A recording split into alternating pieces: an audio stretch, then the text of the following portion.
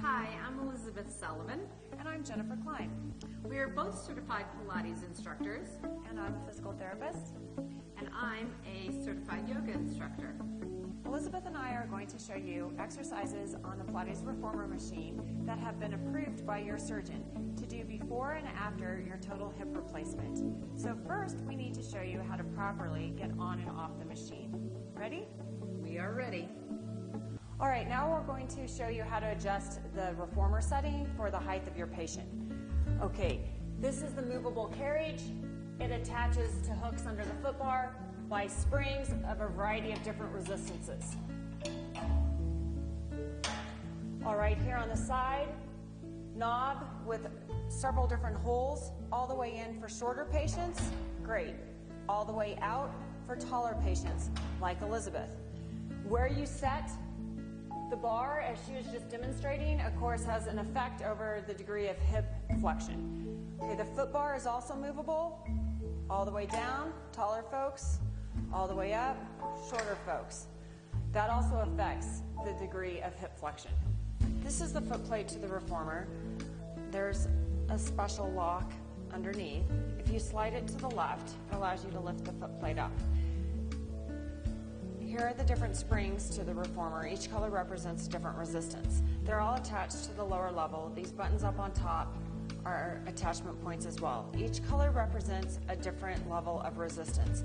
Notice I can't move the carriage because all of the springs are attached. The lightest resistance is the yellow spring.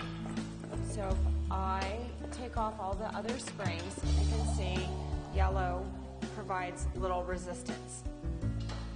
This can allow for easy work or hard work depending upon what muscle group you're working. Next up in resistance is blue. A little bit harder to move the carriage.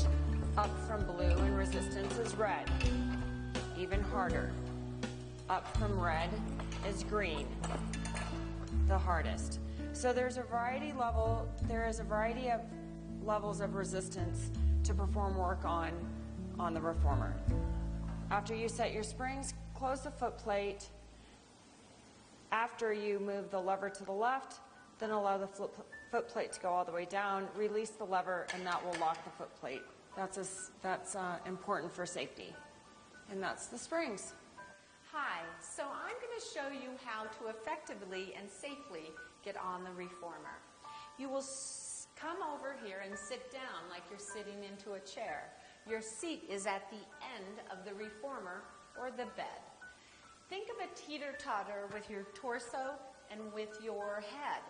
My hand is going to go on the shoulder rest, and I'm going to come down, and as I come down, my legs come up, and I'm going to scoot onto my back, and my seat is going to scoot to the end of the reformer.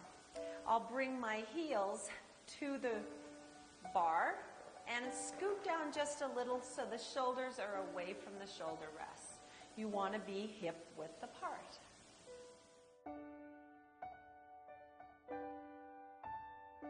Extend your arms towards the ceiling. Wrists are over the shoulder. Shoulders are not against the shoulder rests because she has adequately scooted her seat down. Okay, heels come up off the bar, legs into tabletop. All right, initially here, knees are directly over the hips. Elizabeth, do you have a small curvature in your low back? Small. Great. Yes. Now, notice if you pull your knees towards your nose, does the curvature go away? Yes. Does it take the ab work out of it? Yes. And it also puts your hip joint in jeopardy. So let's go back to knees over hips. Now, did the small curvature in your low back return? Yes. We call that neutral spine. Did it fire your abs? All right, and that is a safe position for your hip joint, post-operatively speaking. Even safer is knees slightly away from the hip. What did that do to your abs? Tighten my abs. Making them work harder. All right, so we want to work in this zone. Knees over hips or slightly away. Rest your feet on the bar for a moment, please. That's why not doing too many reps is important, so the correct positioning can be maintained and we don't put the hip joint at risk. Let's start with arm pull downs, okay? All right, legs up in tabletop, knees over hips, slightly away from the hips, And here we go. Inhale to prepare, exhaling on the way down. Inhale up, exhale down. Add a head lift. That intensifies the exercise, lifting the head. One more, please. Nicely done. Wrist joints straight. I'm going to take the ball. Now please demo with legs straight, neutral knees for 1 rep. Good. And now fan your feet, turning your hips into external rotation, and repeat. A couple more there with a head lift, please, and showing how you can change the angle of your legs, which intensifies the exercise. As she lowers her legs, it gets more demanding on the abdominal muscles.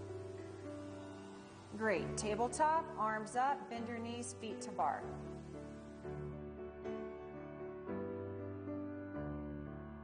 Now we are going to do arm circles. So Elizabeth, if you'll please reach up to the ceiling, push away from the bar a little. Thank you. Put your arms straight up, nice straight elbows. Excellent. Now put your legs up in the tabletop. Again, not allowing your knees to travel closer to your nose than directly over your hip. Heels at the horizon. Perfect. Now what I'd like for you to do is inhale to prepare. And I tell you what, let's use the ball because that's a nice prop. And exhale, pull your arms down to your hips, out to the side. All right, let's exhale and pull down and go out to the side like a T, up and around to the ceiling. Excellent. And 2 more, please. Exhaling throughout the circle, putting your shoulder blades in your back pocket, so to speak. Good. There's your 3rd one. Now reverse direction. Exhale as you go around. And as you pull with your arms, being cognizant that you're not pulling your knees into your chest, which is a natural tendency. She's not, but this is definitely something as an instructor you want to look for. Last one. Good. Arms up to the ceiling and rest your feet on the bar.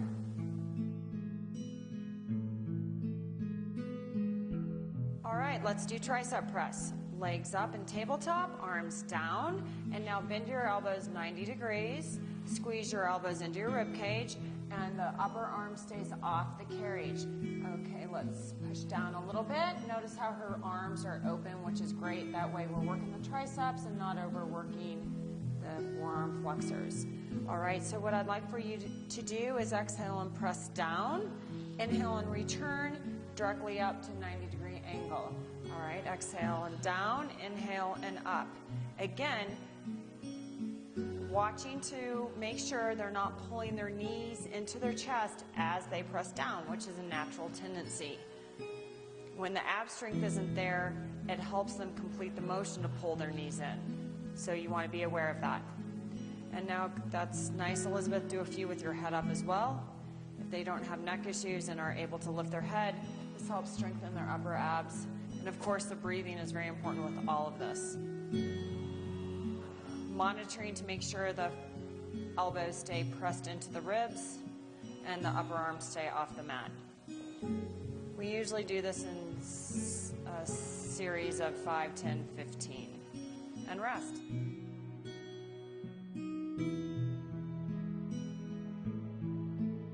The next core strengthening exercise is the 100s. We will do 30 of them, okay? So your arms are up towards the ceiling, your legs are in tabletop, and your knees are directly over your hips, if not slightly further away. Legs are parallel to the ground. Excellent. Okay, so very important. Inhale to prepare. Exhale, pull your arms down, lift your head if you're capable. Don't touch the carriage with your arms, but actually with straight arms, dribble a basketball while you're breathing. 1, 2, 3, 4, 5, 6, 7, 8, 9, 10. 2, 2, 3, 4, 5, 6, 7, 8, 9, 10. 3, 2, 3, 4, 5, 6, 7, 8, 9, 10. And rest. Arms up, feet down. Great. Now we'll repeat that. Elizabeth inhaled throughout 10 and then exhaled and then inhaled, which is fine. That's one breathing method. Another one is known as percussionary breathing, where you actually each beat. So let's do 10 of those. Okay, legs in tabletop, and here we go. Percussionary breathing. 2, 3, 4. Lifting with her upper abs, keeping her legs in place, and rest. Arms come up. That brings the feet to the bar, protecting the back. Excellent. So we do these in series of 10, building to 100.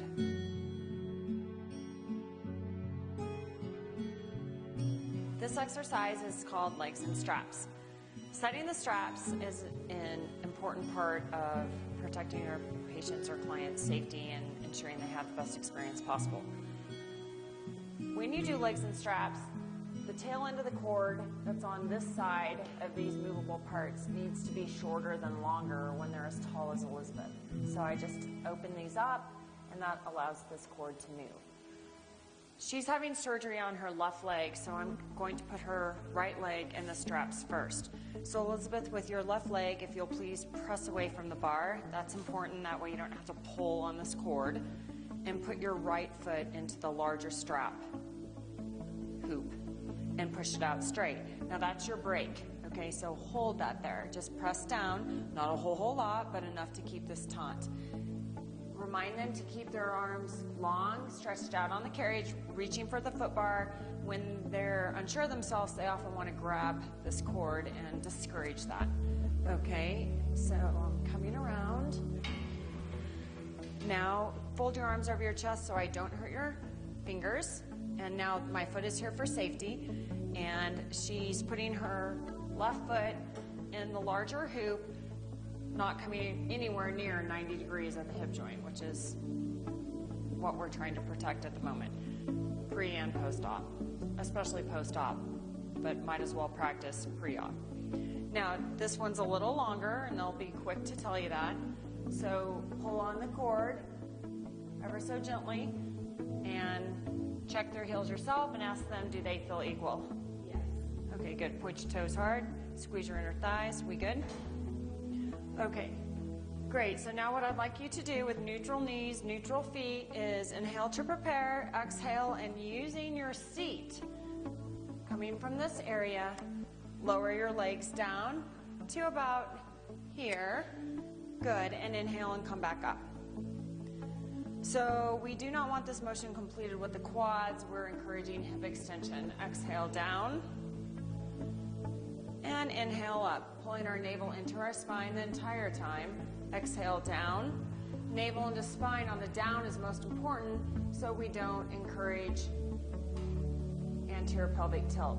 The abs stabilize the pelvis. Inhale up. So after 6 or so of those, go ahead and fan your feet, meaning turn them out for a hip external rotation and point your toes. Great. And again, squeeze your inner thighs. Come from your seat. Exhale down. Heels always remain above the hips. Inhale up. Staying away from 90 degrees. Pulling the navel into the back of the spine. These are all the cues that we offer the patients. Exhale on your way down. Pull your navel into your spine, to the back of your spine. Squeeze your inner thighs. Squeeze your seat. Great. How's that feel? One more, please. And come on up. And then we do neutral and lower to the same position. And we do open, close. Inhale, open, exhale, close. Inhale, open, exhale, close, and come up. 2 per rep. Exhale down, inhale only the width of the carriage, exhale close, inhale open, exhale close, and come up. Now with fanned feet, please, to work external rotation. Inhale open, exhale close, inhale open, exhale close, neutral and up. You can get fancier and fancier with the footwork. For example, fan your feet, point open, this is good, flex, close to really fire those adductors. Point open, flex, closed. It's also great for their ankle mobility. Back to neutral and up. Okay, neutral down, point open, flex closed, point open, flex closed, neutral and up. Great, now we're gonna do circles. Okay, so exhale down, out, up and around. Of course, she's familiar with this exercise. Down, out, up and around. She's exhaling throughout the full circle because forced exhalation encourages contraction of her abdominal muscles to support her spine while doing this exercise. And after this one, please reverse the direction. Notice she's keeping the width of her circle in line with the width of the carriage. And of course, when they're post-op, you can give them added security by holding their ankles and helping them through the circle, reverse direction, okay? Great, so now she's done. She's gonna come up less than 90, and again, notice the length of her arms, so please put your arms across your chest so I can put my foot on the carriage for safety. And now we are going to bring your left foot out first. Bend it for me. Good, reach for the foot bar. Excellent. Bend and reach for the foot bar. Perfect.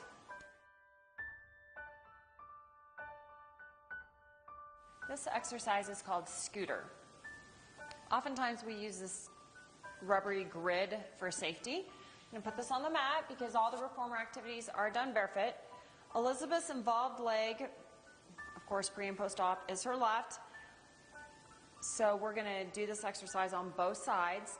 First, she'll put her left leg up on the carriage, her left foot against the shoulder rest, her right foot up near the black knob, then step of her foot near the black knob.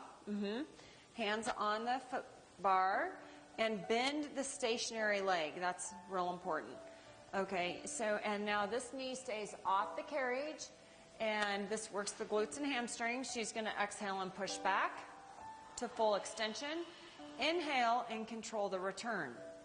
Okay, do a few for me. Exhale out, inhale in. So for example, the more springs you load, the harder it is to push out, and the more resistance is required to control it in. That's how the reformer works. She's doing a nice job of keeping the stationary leg bent.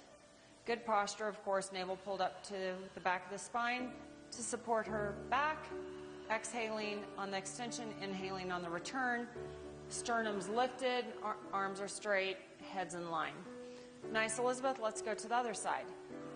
So, on the other side, she'll be standing on her left, moving her right leg in and out, and the precaution here, of course, is not to bend the involved knee too much, which would encourage too much hip flexion. Okay, so slight bend. Great. Exhale out, inhale in. So on one side, she's, working the left leg, involved leg. It's doing the motion. And on this side, the involved leg is working as a stabilizer. So this is a great exercise. It accomplishes a lot.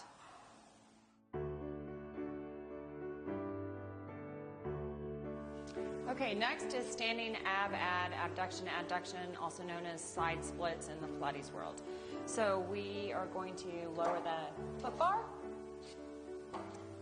lift the plate, which is locked. That's good. Move the lever over. Check the springs. It's on a red and a yellow. Pull the lever over. Very, very important. Lower the foot bar. Let the lever go. Make sure it's locked. Okay? Great. Now, ideally, the patient or client should step up onto the stationary foot plate first. All right? Now, Elizabeth is going in for her left hip surgery. Her left leg is the involved leg, so that happens to work out. We're going to step up with the right. Only after I put my foot by the carriage to block it.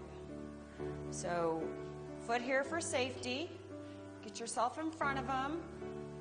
My hands are under her elbows, forearm to forearm. Get a good grip on him. Step up on your right, followed by your left.